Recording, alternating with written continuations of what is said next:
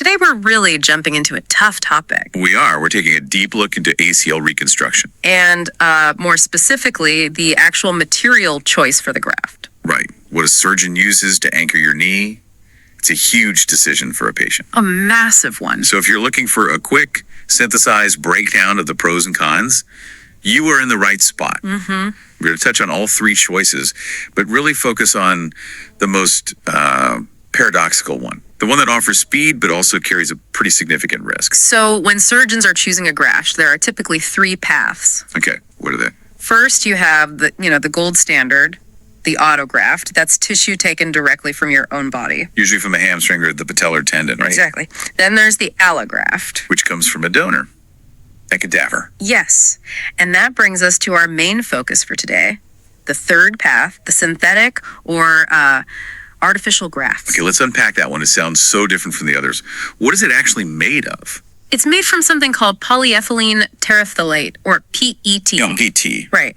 And what that is, it's essentially non-degradable synthetic fibers. So it's engineered to be incredibly strong, like right out of the gate. It is. The tensile strength is very similar to a natural ligament immediately. And I'm guessing that non-degradable part is. That's the key here. It's the key to the entire trade-off. It's where you get the biggest pro and the biggest con. So what's the pro? The pro is speed.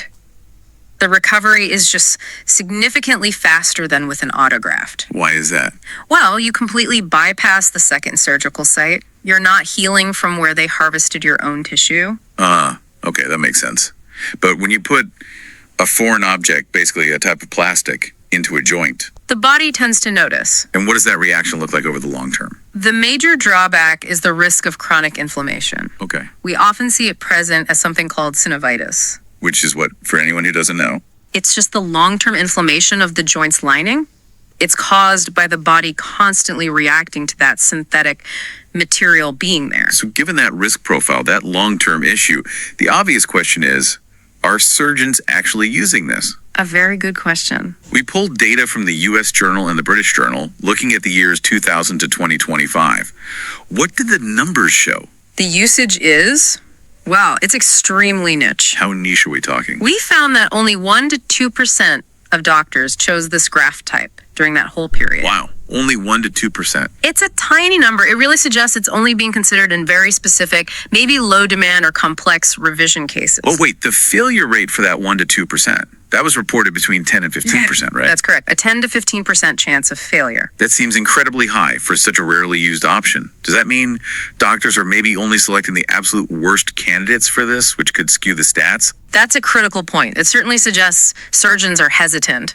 When they do use it, it's likely a situation where the patient has very few other options. Potentially inflating that apparent risk. It could be. But regardless of the patient profile, a 10 to 15% failure rate is a massive hurdle compared to the other options. So what does this all mean for the future of this material? Is PT just destined for the shelf? Not entirely. The option is still very much under study. And what's the hope? Researchers are optimistic that they can incorporate advanced biological additions. To kind of trick the body into not seeing it as a foreign invader. You've got it. Yeah. To mitigate that inflammation risk. If they can solve the foreign body problem, the speed advantage could make it a much more viable and positive future experience. So we've really boiled this down to the core conflict for you. It's a big one. You have the promise of a much, much faster return to activity. But that's balanced against a known higher failure rate and, of course, the risk of chronic long-term inflammation. So here's the final thought we want to leave you with to mull over. If a quicker return to the field came with a documented 10 to 15% higher risk of needing a whole other surgery down the road, where do you draw the line between speed and durability?